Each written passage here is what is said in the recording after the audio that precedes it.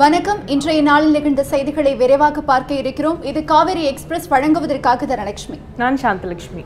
நாகாலாந்தில் நடைபெற்ற துப்பாக்கிச் சூட்டில் 3 பயங்கரவாதிகளும் ராணுவ வீரர் ஒருவரும் உயிரிழந்துள்ளனர்.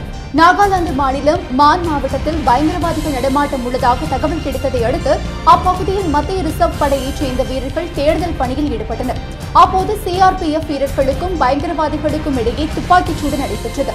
இந்த துப்பாக்கிச் சூட்டில் பயங்கரவாதிகள் தரப்பில் 3 பேர் சுட்டுக் கொல்லப்பட்டனர். அதேபோல் ராணுவ வீரர் ஒருவர் துப்பாக்கிச் சூட்டில் உயிரிழந்தார். இந்த சம்பவத்தில் பொதுமக்களில் ஒருவரும் பலியானார். மேலும் பயங்கரவாதிகளுக்கும் சிஆர்பிஎஃப் வீரர்களுக்கும் இடையே துப்பாக்கிச்சூடு நீடித்து வருவதாக தகவல்கள் கூறுகின்றன. சக நீதிபதிகள் மீதான ஊழல் குற்றச்சாட்டுகள் குறித்து கடிதம் எழுதிய விவகாரத்தில் கொல்கத்தா உயர்நீதிமன்ற நீதிபதி கர்ணன் உச்சநீதிமன்ற தலைமை நீதிபதி உள்ளிட்ட 7 நீதிபதிகளுக்கு சிறை தண்டனை விதித்து பரபரப்பு தீர்ப்பளித்தார். இதனால் ஆத்திரம் அடைந்த உச்சநீதிமன்ற தலைமை நீதிபதி அமர்வு நீதிமன்ற அவமதிப்பு வழக்கில் கர்ணனுக்கு 6 மாதம் சிறை தண்டனை விதித்து உத்தரவிட்டது. இதனையடுத்து நீதிபதி கர்ணனை கைது செய்வதற்காக சென்னை வந்த கொல்கத்தா போலீசார் அவர் தலைமறைவானதால் தீவிரமாக தேடி வந்தனர். இந்நிலையில் தன் மீதான சிறை தண்டனையை ரத்து செய்ய கோரி நீதிபதி கர்ணன் சார்பில் உச்சநீதிமன்றத்தில் மனு தாக்கல் செய்யப்பட்டது. ஏற்கனவே கர்ணனின் மனுவை நிராகரித்த உச்சநீதிமன்றம் தற்போது மீண்டும் அவரது சிறை தண்டனையை ரத்து செய்ய முடியாது என அறிவித்தது. அதோடு மட்டுமல்லாமல் கர்ணனுக்கு விதிக்கப்பட்ட சிறை தண்டனையையும் உறுதி செய்துள்ளது. இந்த அறிவிப்பை தொடர்ந்து நீதிபதி கர்ணனை கைது செய்வதற்கான பணியில் கொல்கத்தா போலீசார் தீவிரமாக ஈடுபட்டுள்ளனர். கொடநாடு கொலை வழக்கில் கைது செய்யப்பட்ட சயான் மீண்டும் உடல்நலக்குறைவு காரணமாக கோயம்புத்தூர் அரசு மருத்துவமனையில் அனுமதிக்கப்பட்டுள்ளார். கோவை அரசு மருத்துவமனையில் சிகிச்சை பெற்று வந்த சயான் உடல்நலம் சற்று தேறிய நிலையில் நேற்று அதிகாலை அவர் டிஸ்சார்ஜ் செய்யப்பட்டார். டிஸ்சார்ஜ் செய்யப்பட்டவுடன் சயானை கைது செய்து நீலகிரி போலீசார் கோத்தகிரிக்கு அழைத்து சென்றனர். இதனையடுத்து சயான் கோத்தகிரி நீதிமன்றத்தில் ஆஜர்படுத்தப்பட்ட நிலையில் அவரை 15 நாட்கள் நீதிமன்ற காவலில் வைக்குமாறு உத்தரவிடப்பட்டது. இந்நிலையில் சயான் உடல்நலக்குறைவு காரணமாக மீண்டும் கோயம்புத்தூர் அரசு மருத்துவமனையில் இன்று அனுமதிக்கப்பட்டுள்ளார். தமிழக அரசியல் சூழலை வெளியில் இருந்து பார்ப்பவர்கள் நகைச்சுவையாக பார்ப்பதாக அதிமுகவினரை சசிகலா புஷ்பா விமர்சித்துள்ளார். மதுரை விமான நிலையத்தில் செய்தியாளர்களை சந்தித்த ராஜ்யசபா எம்பி சசிகலா புஷ்பா அதிமுகவிற்கு தலைமை என்று டிடிவி தினகரன் நினைப்பதும் அமைச்சர்கள் அவரை தகுதி நீக்கம் செய்வதாக கூறுவதும் வேடிக்கையாக உள்ளதாக கூறினார். அமைச்சரவை கூட்டத்தில் சசிகலா குடும்பத்தில் இருப்பவர்களை ஒதுக்கி வைக்கப் போகிறோம் என்று கூறி பேச்சுவார்த்தைக்கு அழைத்துவிட்டு இதுவரை அதை செயல்படுத்தாதது ஏன் என்று அதிமுக புரட்சித் தலைவி அம்மானியைச் சேர்ந்த சட்டமன்ற உறுப்பினர் மாகா பாண்டியராஜன் கேள்வி எழுப்பியுள்ளார். சென்னையை அடுத்த பூந்தமல்லியில் அக்கட்சியின் ஆலோசனைக் கூட்டத்திற்கு பின்னர் செய்தியாளர்களிடம் பேசிய போது அவர் இவ்வாறு குறிப்பிட்டார். தமிழகத்தில் அடிக்கடி தேர்தல் வருவது மாநிலத்திற்கு நல்லதல்ல என்று மத்திய இணை அமைச்சர் பொன் ராதாகிருஷ்ணன் கூறியுள்ளார். கன்னியாகுமரி மாவட்டம் நாகர்கோவிலில் செய்தியாளர்களிடம் பேசிய அவர் இருக்கின்ற ஆட்சி இன்னும் திறம்பட செயல்பட வேண்டும் என்றும் மத்திய அரசின் திட்டங்களை முழுமையாக செயல்படுத்த வேண்டும் எனவும் கேட்டுக்கொண்டார். கோடை விடுமுறைக்கு பிறகு தமிழகத்தில் இன்று பள்ளிகள் திறக்கப்பட்டுள்ளதால் மாணவர்கள் உற்சாகம் அடைந்துள்ளனர். தமிழகத்தில் வழக்கமாக ஜூன் 1ஆம் தேதி பள்ளிகள் திறக்கப்பட வேண்டிய நிலையில் கடும் வெயில் காரணமாக ஜூன் 7ஆம் தேதி திறக்கப்படும் என்று அறிவிக்கப்பட்டது. அதன்படி தமிழகத்தின் அனைத்து பகுதிகளிலும் இன்று பள்ளிகள் திறக்கப்பட்டுள்ளன. மாணவர்களுக்கு வழங்க வேண்டிய இலவச பேருந்து பயண அட்டை, சீருடை, காலணி, புத்தகப்பை உள்ளிட்டவற்றை தாமதமின்றி 1 வாரத்துக்குள் விநியோகிக்குமாறு அரசு உத்தரவிட்டுள்ளது. புது ஆடை, புதிய நோட்டு புத்தகங்களுடன் புது வகுப்பிற்கு செல்வதால் மாணவர்கள் உற்சாகம் அடைந்துள்ளனர். இதேபோல் தேனி மாவட்டம் கம்பத்தில் இன்று அரசு பள்ளிகள் உட்பட அனைத்து பள்ளிகளும் திறக்கப்பட்ட நிலையில் மாணவ மாணவிகள் அனைவரும் பள்ளிக்கு சென்றனர். கோடை வெயில் தணிந்துள்ள நிலையில் மாணவ மாணவிகள் பள்ளிக்கு செல்வதில் மிகுந்த ஆர்வம் காட்டி வருகின்றனர். வடசென்னை அனல்மின் நிலையத்தில் கொதிக்குளம் குழாயில் ஏற்பட்ட பழுது காரணமாக 600 மெகாவாட் மின் உற்பத்தி பாதிக்கப்பட்டுள்ளது. திருவள்ளூர் மாவட்டம் அத்திப்பட்டு புதுநகரில் உள்ள வடசென்னை அனல்மின் நிலையத்தில் மொத்தம் 2 நிலைகள் உள்ளன. இதில் முதலாவது நிலையில் உள்ள 3 அலகுகளில் தலா 210 மெகாவாட் மின்சாரம் உற்பத்தி செய்யப்பட்டு வருகிறது. இதேபோல 2வது நிலையில் உள்ள 2 அலகுகளில் தலா 600 மெகாவாட் மின்சாரமும் உற்பத்தி செய்யப்பட்டு வருகிறது. இந்நிலையில் 2வது நிலையில் முதல் அலகில் உள்ள கொதிக்கலன் குழாயில் பழுது ஏற்பட்டுள்ளது. இதனால் அந்த அலகில் உற்பத்தி செய்யப்பட்டு வந்த 600 மெகாவாட் மின் உற்பத்தி பாதிக்கப்பட்டுள்ளது. மேலும் பழுதினை சரி செய்யும் பணியில் அனல்மின் நிலைய அதிகாரிகள் ஈடுபட்டுள்ளதாகவும் விரைவில் அந்த அலகில் மின் உற்பத்தி தொடங்கப்படும் என்றும் அதிகாரிகள் தரப்பில் தெரிவிக்கப்பட்டுள்ளது. புதுச்சேரி முன்னாள் அமைச்சர் கொலை வழக்கில் மேலும் ஒருவரை போலீசார் கைது செய்துள்ளனர். புதுச்சேரி மாநிலத்தின் முன்னாள் அமைச்சரும் முன்னாள் சபாநாயகருமான VMC சிவகுமார் கடந்த ஜனவரி மாதம் 3ஆம் தேதி மர்ம நபர்களால் கொலை செய்யப்பட்டார். இதையடுத்து இந்த கொலை சம்பவத்தில் தொடர்புடையவர்கள் நீதிமன்றத்தில் சரணடைந்ததோடு சிலரை காரைக்கால் போலீசார் கைது செய்தனர். இந்நிலையில் முக்கிய குற்றவாளியாக கருதப்படும் எழிலரசி உட்பட 14 பேர் காரைக்கால் மற்றும் புதுச்சேரி சிறைகளில் அடைக்கப்பட்டுள்ளனர். இதனையடுத்து சிவகுமார் கொலை வழக்கில் தொடர்புடைய மேலும் ஒருவரை காரைக்காலை அடுத்துள்ள நிரவி போலீசார் கைது செய்தனர். இதனைத் தொடர்ந்து காரைக்காலுக்கு கொண்டு வரப்பட்ட அவரிடம் போலீசார் நடத்திய விசாரணையில் அவர் பெயர் பாம்பு என்ற பிரவீன் என்பதும் திருச்சி பொன்மலையை சேர்ந்தவர் என்பதும் தெரியவந்தது. இதையடுத்து பிரவீனை போலீசார் நீதிமன்றத்தில் ஆஜர்படுத்தி பின்னர் சிறையில் அடைத்தனர். VMC சிவகுமார் கொலை வழக்கில் இவரையும் சேர்த்து இதுவரை மொத்தம் 15 பேர் கைது செய்யப்பட்டுள்ளனர் என்பது குறிப்பிடத்தக்கது. புதுச்சேரியை சிறிய மாநிலங்களில் முன்னிலை மாநிலமாக உயர்த்த நடவடிக்கை எடுக்கப்படும் என்று புதுச்சேரி முதலமைச்சர் நாராயணசாமி தெரிவித்தார். புதுச்சேரியில் காங்கிரஸ் திமுக கூட்டணி அரசின் முதலாம் ஆண்டு விழா நடைபெற்றது. மாநில தலைவரும் அமைச்சருமான நமச்சிவாயம் தலைமையில் நடைபெற்ற இந்த விழாவில் முதலமைச்சர் நாராயணசாமி, அமைச்சர்கள், சட்டமன்ற உறுப்பினர்கள் உட்பட பலர் கலந்து கொண்டனர். அரசின் முதலாம் ஆண்டு சாதனை மலரை வெளியிட்டு முதலமைச்சர் நாராயணசாமி பேசும்போது புதுச்சேரியில் ஆட்சி பொறுப்பேற்ற பின்னர் மாநிலத்தை வளர்ச்சி பாதைக்கு கொண்டு சென்றுள்ளதாக தெரிவித்தார். மேலும் புதுச்சேரியில் நிர்வாக ரீதியில் யார் எதிர்த்தாலும் அதை முறியடிப்போம் என்றும் வாட்ஸ்அப்பில் துணைநிலை ஆளுநர் கிரண்பேடி தெரிவித்த கருத்திற்கு பதிலடி கொடுக்கும் வகையில் நாராயணசாமி பேசியிருந்தார். தொடர்ந்து பேசிய அவர் புதுச்சேரியை சிறிய மாநிலங்களில் முன்னிலை மாநிலமாக உயர்த்த நடவடிக்கை எடுக்கப்படும் என்றும் இந்த ஓராண்டு என்பது ஒரு மைல்கல் தான் என்றும் அடுத்த 4 ஆண்டுகளில் இன்னும் நிறைய பாடுபட வேண்டும், அதற்கு அனைவரும் ஒத்துழைக்க வேண்டும் என்றும் அவர் கேட்டுக் கொண்டுள்ளார். புதுச்சேரி துணைநிலை ஆளுநர் கிரண்பேடிக்கு எதிராக வன்முறை மற்றும் கலவரத்தை தூண்டும் வகையில் பேசி வரும் முதலமைச்சர் நாராயணசாமி மீது நடவடிக்கை எடுக்க கோரி பாஜகவினர் புகார் செய்துள்ளனர். புதுச்சேரி மாநிலத்தில் யாருக்கு அதிகாரம் என்பது தொடர்பாக ஆட்சியாளர்களுக்கும் துணைநிலை ஆளுநர் கிரண்பேடிக்கும் உச்சகட்ட மோதல் நிலவி வருகிறது. இந்நிலையில் சட்டசபையில் நாராயணசாமி அவர்கள் அமைச்சர்கள் உத்தரவு இல்லாமல் யாரும் கிரண்பேடியை சந்திக்கக்கூடாது என்றும் அதிகாரிகள் யாரும் அவருக்கு ஒத்துழைக்க கூடாது என்றும் ஆவேசமாக பேசியிருந்தார். இதற்கு எதிர்ப்பு தெரிவிக்கும் வகையில் துணை ஆளுநர் கிரண்பேடியை மிரட்டும் பாணியில் முதலமைச்சர் நாராயணசாமி பேசுகிறார் என பெரியகடை காவல் நிலையத்தில் அவர் மீது பாஜகவினர் புகார் செய்துள்ளனர். இது தொடர்பாக புதுச்சேரி மாநில பாஜக துணைத் தலைவர் செல்வம் பேசிய போது நாராயணசாமி மீது புகார் அளித்துள்ளோம் என்றும் காவல்துறையினர் இந்த புகாரினை விசாரித்து முதலமைச்சர் பேசியது தவறாக இருந்தால் தக்க நடவடிக்கை எடுப்போம் என்று உறுதியளித்ததாகவும் தெரிவித்தார். அப்படி நடவடிக்கை எதுவும் எடுக்காத பட்சத்தில் பாஜக தலைவர்களுடன் பேசி அடுத்த கட்ட நடவடிக்கை எடுப்பது குறித்து ஆலோசிப்போம் என்றும் கூறினார். காரைக்கால் அருகே 5 ஆண்டுகளுக்கு ஒருமுறை நடைபெறும் 1000 காளியம்மன் கோயில் பூஜை விழாவில் புதுச்சேரி துணைநிலை ஆளுநர் கிரண்பேடி கலந்து கொண்டு சுவாமி தரிசனம் செய்தார். காரைக்காலை அடுத்துள்ள திருமலைராயன்பட்டினத்தில் புகழ்பெற்ற 1000 காளியம்மன் கோயில் உள்ளது. இந்த கோயிலில் 5 ஆண்டுகளுக்கு ஒருமுறை மட்டுமே திருவிழா நடத்தப்படுகிறது. இந்த அம்மனுக்கு செய்யும் நெய்வேத்திய பொருட்கள் அனைத்தும் ஆயிரக்கணக்கில் படைப்பது வழக்கம். மேலும் 5 ஆண்டுகளுக்கு ஒருமுறை மட்டுமே இந்த அம்மனை தரிசிக்க முடியும் என்பதால் பல்வேறு இடங்களிலிருந்தும் வந்திருந்த பல்லாயிரக்கணக்கான மக்கள் நீண்ட வரிசையில் விடிய விடிய காத்திருந்து அம்மனை வழிபட்டனர். விழாவையொட்டி பல்வேறு ஊர்களிலிருந்தும் சிறப்பு பேருந்துகள் இயக்கப்பட்டதுடன் உள்ளூர் விடுமுறையும் அறிவிக்கப்பட்டுள்ளது. இந்நிலையில் 1000 காளியம்மனுக்கு அதிகாலை 5 மணிக்கு நடைபெற்ற விசேஷ பூஜையில் புதுச்சேரி துணைநிலை ஆளுநர் கிரண்பேடி கலந்து கொண்டு சுவாமி தரிசனம் செய்தார். பின்னர் செய்தியாளர்களுக்கு பேட்டியளித்த அவர் புதுச்சேரி மக்களின் நன்மைக்காகவும் அவர்கள் அமைதியுடன் வாழவும் வழிபாடு செய்ததாக தெரிவித்தார்.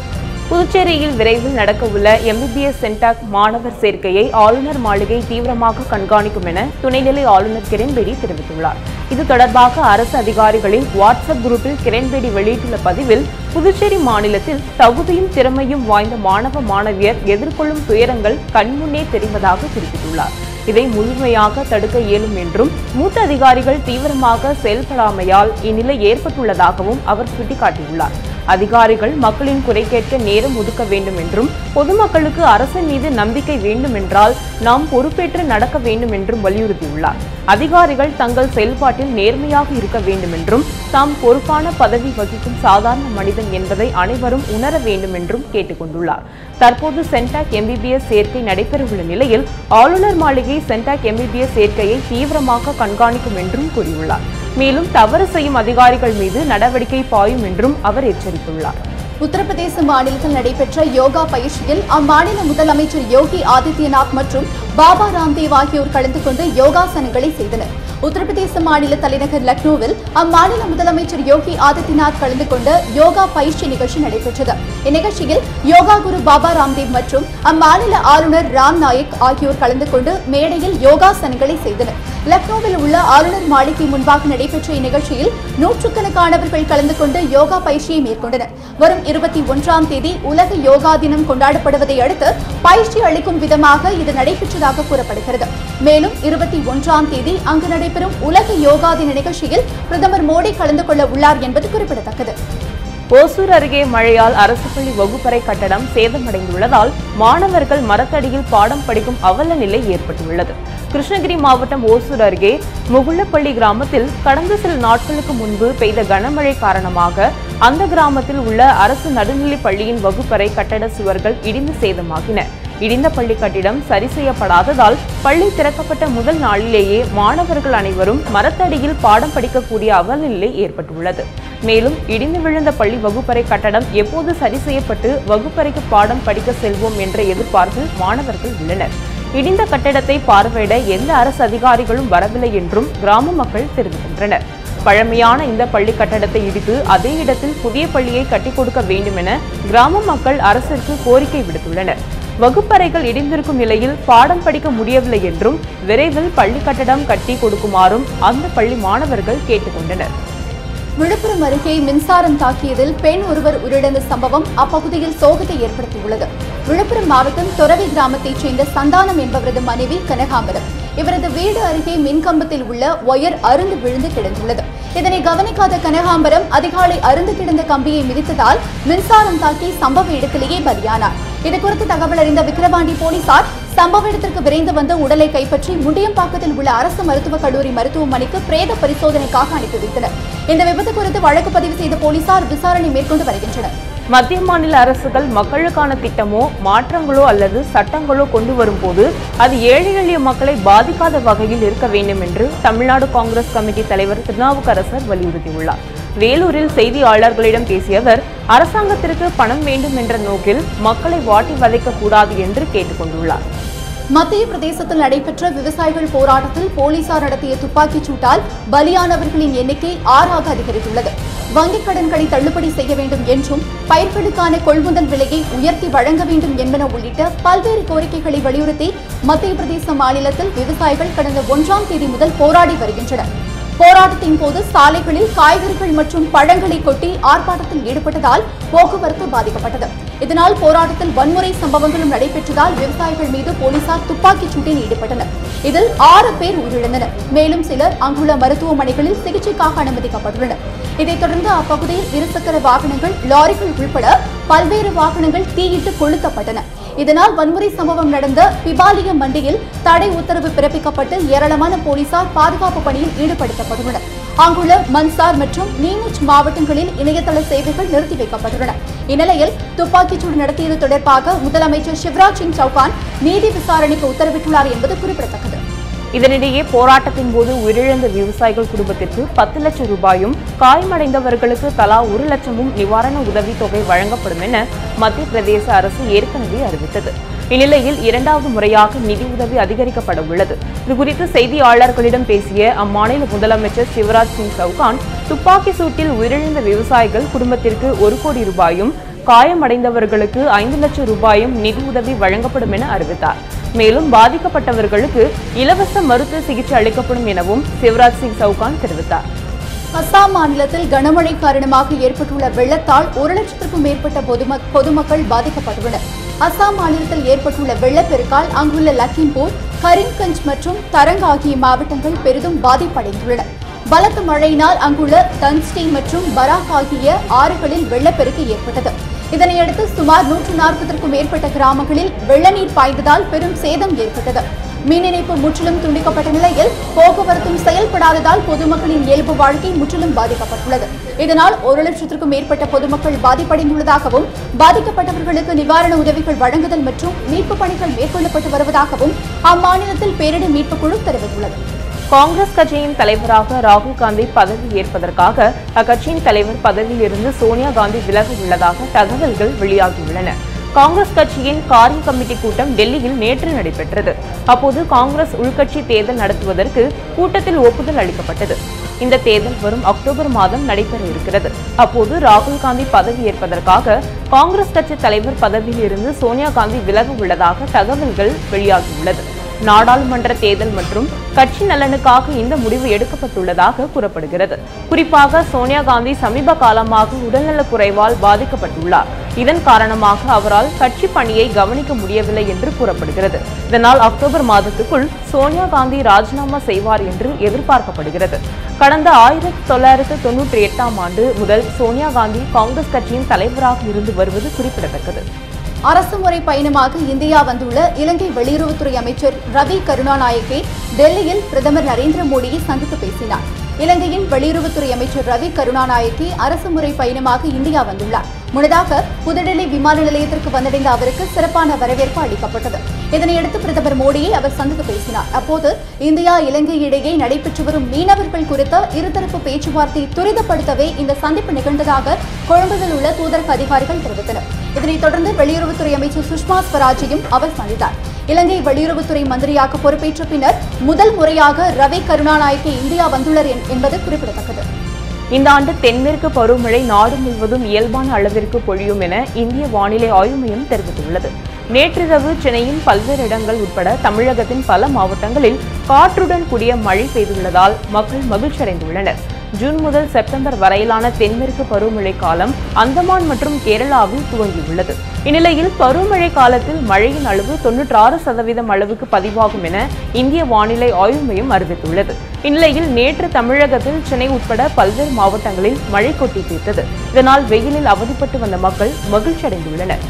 நெடுவாசலில் ஹைட்ரோ கார்பன் திட்டத்திற்கு எதிராக நடைபெற்ற 56வது நாள் போராட்டத்தில் கிராம மக்கள் மொட்டையடித்து குப்பை தொட்டியில் மனு போடும் போராட்டத்தில் ஈடுபட்டனர். புதுக்கோட்டை மாவட்டம் நெடுவாசலில் ஹைட்ரோ கார்பன் திட்டத்தை செயல்படுத்த கடந்த பிப்ரவரி மாதம் 15ஆம் தேதி மத்திய அமைச்சரவை ஒப்புதல் வழங்கியது. இதனால் நெடுவாசல், நல்லாண்டார் கொள்ளை உள்ளிட்ட பல்வேறு பகுதிகளில் மத்திய மாநில அரசுகளுக்கு எதிராகவும் ஹைட்ரோ கார்பன் திட்டத்தை ரத்து செய்ய வலியுறுத்தியும் ஏராளமான பொதுமக்கள் மற்றும் விவசாயிகள் தொடர் போராட்டத்தில் ஈடுபட்டு வருகின்றனர். ஆனால் இதுவரை இவர்களை கண்டுகொள்ளாத தமிழக அரசும் மத்திய அரசும் மெத்தன போக்கை கடைபிடித்து வருவதாக அப்பகுதி பொதுமக்கள் குற்றம் சாட்டுகின்றனர். இந்நிலையில் நேற்று நடைபெற்ற 56வது நாள் போராட்டத்தில் விவசாயிகளுக்கு மொட்டையடித்து குப்பையில் மனு போடும் போராட்டத்தில் அப்பகுதி மக்கள் ஈடுபட்டனர். அதிமுகவில் ஏற்பட்டுள்ள குழப்பமான சூழ்நிலைகளுக்கு மத்தியில் தேர்தல் ஆணையருக்கு லஞ்சம் கொடுக்க முயன்ற வழக்கில் கைதான அக்கட்சியின் துணை பொதுச் செயலாளர் டிடிவி தினகரன் ஜாமீனில் வெளிவந்தார்.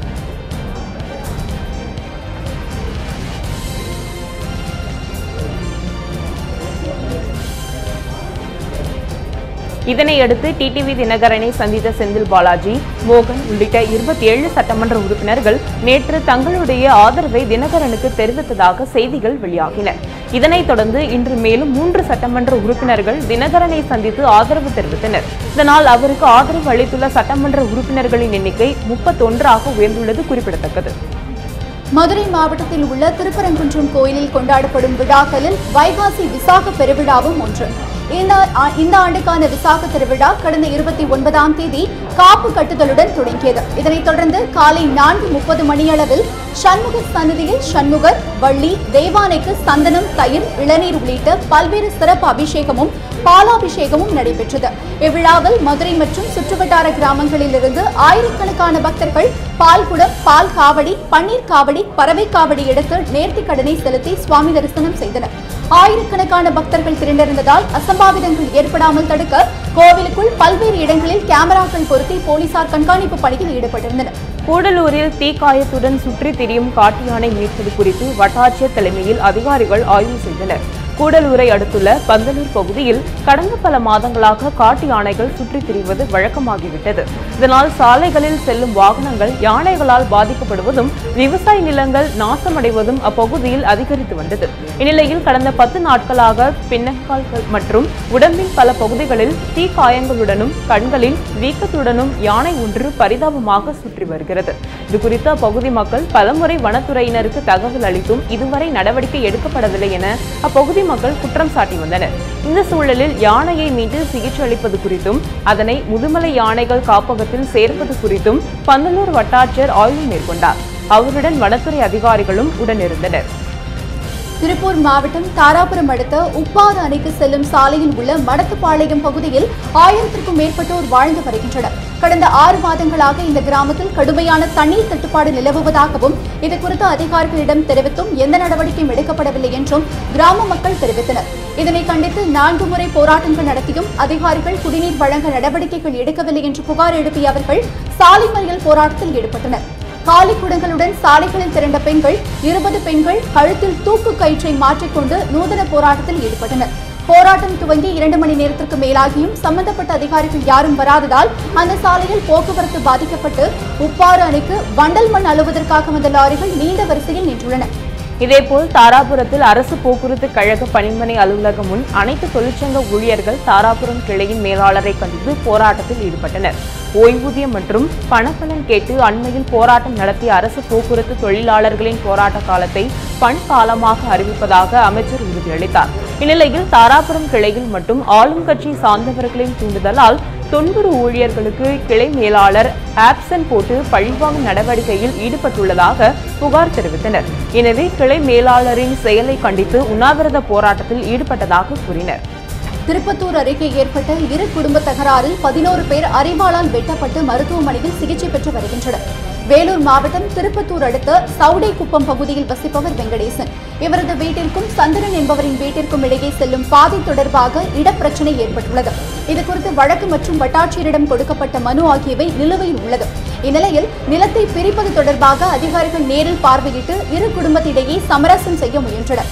ஆனால் இந்த சமரச பேச்சுவார்த்தை தோல்வியடைந்ததால் அதிகாரிகள் திரும்பிச் சென்றனர். இதனையடுத்து இரு குடும்பத்தாரிடையே தகராறு ஏற்பட ஒருவரை ஒருவர் அரிவாளால் தாக்கிக் கொள்ள 11 பேர் அரிவாள் வெட்டுப்பட்டு காயமடைந்துள்ளனர்.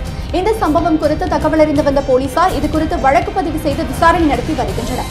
தாம்பரத்தில் உள்ள தனியார் பள்ளியில் அரசு நிர்ணயம் செய்த தொகையை விட அதிக அளவில் வசூலிப்பதாக குற்றம் சாட்டி பெற்றோர்கள் பள்ளியை முற்றுகையிட்டதால் பரபரப்பு ஏற்பட்டது. சென்னை தாம்பரம் அருகே உள்ள MCC தனியார் பள்ளியில் படிக்கும் மாணவர்களுக்கு கட்டணத் தொகையாக அரசு 12,000 முதல் 18,000 ரூபாய் வரை நிர்ணயம் செய்துள்ளது. ஆனால் இந்த பள்ளி நிர்வாகம் 23,000 முதல் 31,000 வரை வசூலிப்பதாக IMS, CEO, அரசு அதிகாரிகள் உள்ளிட்ட பலரிடம் பெற்றோர்கள் பலமுறை புகார் அளித்துள்ளனர். இதுவரை அரசு அதிகாரிகள் நடவடிக்கை எதுவும் எடுக்காததால் ஆத்திரமடைந்த பெற்றோர்கள் பள்ளியை முற்றுகையிட்டனர். தகவல் அறிந்து வந்த போலீசார் அரசு அதிகாரி ஒருவரை பெற்றோர்கள் சார்பில் பள்ளி நிர்வாகத்திடம் பேச வைத்தனர். விழுப்புரத்தில் விலையில்லா பாடநூல்கள் மற்றும் சீருடைகள் வழங்குவதை மாவட்ட ஆட்சியர் சுப்பிரமணியன் துவக்கி வைத்தார். விழுப்புரம் மாவட்டத்தில் உள்ள 2456 அரசு மற்றும் அரசு நிதியுதவி பெறும் பள்ளிகளில் பயிலும் 4,06,241 மாணவ மாணவிகளுக்கு தமிழக அரசால் வழங்கப்படும் விலையில்லா பாடநூல்கள், சீருடைகள் மற்றும் வரைபட கருவிகள் வழங்க மாவட்ட நிர்வாகத்தால் ஏற்பாடு செய்யப்பட்டிருந்தது. அதன்படி இன்று விழுப்புரம் மாவட்ட ஆட்சியர் சுப்பிரமணியன் விழுப்புரம் அரசு மகளிர் மேல்நிலைப் பள்ளியில் நடைபெற்ற உறுதிமொழி ஏற்பு நிகழ்ச்சியில் கலந்து கொண்டு விலையில்லா பாடநூல் மற்றும் நோட்டு புத்தகங்களை 3600 மாணவிகளுக்கும், விலையில்லா சீருடைகளை 800 மாணவிகளுக்கும், வரைபட கருவிகளை 250 மாணவிகளுக்கும் வழங்கி துவக்கி வைத்தார். தேனி மாவட்டம் ஸ்ரீ நந்தகோபால கோவில் பட்டத்து காலை மரணம் அடைந்த சம்பவம் அப்பகுதி மக்களிடையே சோகத்தை ஏற்படுத்தியுள்ளது. தேனி மாவட்டம் கம்பத்தில் உள்ள புகழ்பெற்ற ஸ்ரீ நந்தகோபால திருக்கோவிலின் பட்டத்து காலை உயிரிழந்தது. 1997ஆம் ஆண்டில் கோவிலின் 5வது பட்டத்து காளையாக தேர்வு செய்யப்பட்ட இந்த காளை கடந்த 20 ஆண்டுகளாக அப்பகுதியில் தெய்வமாக வணங்கப்பட்டு வந்தது. இந்த நிலையில் பட்டத்து காளை இறந்த சம்பவம் அப்பகுதி மக்களிடையே பெரும் சோகத்தை ஏற்படுத்தியுள்ளது. இதையடுத்து இறந்த காளையை காண கோவிலில் திரண்ட நூற்றுக்கணக்கான பொதுமக்கள் மனிதர்களைப் போல காளைக்கும் அலங்காரம் செய்து ஆரவாரத்துடன் ஊர்வலமாக கொண்டு அடக்கம் செய்தனர். இதைத் தொடர்ந்து புதிய பட்டத்து காளை அடுத்த 12 நாட்களில் தேர்வு செய்யப்படும் என கோவில் நிர்வாகம் தெரிவித்துள்ளது. நேபாள அணிக்கு எதிரான நட்புறவு ரீதியிலான சர்வதேச கால்பந்து போட்டியில் இந்திய அணி வெற்றி பெற்றது. ஆசிய கோப்பை கால்பந்து தொடருக்கு தயாராகும் வகையில் இந்திய அணி பல்வேறு போட்டிகளில் விளையாடி வருகிறது. ஆசிய கோப்பை தகுதி சுற்று ஆட்டத்தில் இந்தியா கிர்கிஸ்தானை சந்திக்க உள்ளது. இதற்கு முன்னோட்டமாக நேபாள அணியுடன் நட்புறவு ரீதியிலான ஆட்டத்தில் மும்பையில் விளையாடியது. விறுவிறுப்பான இந்த ஆட்டத்தில் முதல் பாதியில் இரு அணி வீரர்களும் கோல் அடிக்கவில்லை. இரண்டாவது பாதியின் 60வது நிமிடத்தில் இந்திய வீரர் சந்தீஷ் கோல் அடித்தார். தொடர்ந்து 77வது நிமிடத்தில் JJ லால்பெகுலா கோல் அடித்து அசத்தினார். இறுதி வரை போராடியும் நேபாள அணியால் கோல் எதுவும் அடிக்க முடியவில்லை. இறுதியில் 2-0 என்ற கோல் கணக்கில் இந்திய அணி வெற்றி பெற்றது. இத்துடன் செய்திகள் நிறைவடைந்தன. நடுநிலையான செய்திகளை முழுமையாக அறிந்து கொள்ள பயணிப்போம் காவிரி நியூஸுடன். புதிய செய்திகளை அறிந்து கொள்ள cauverynews.tv என்ற இணையதளத்தை பார்க்கவும். நன்றி. வணக்கம்.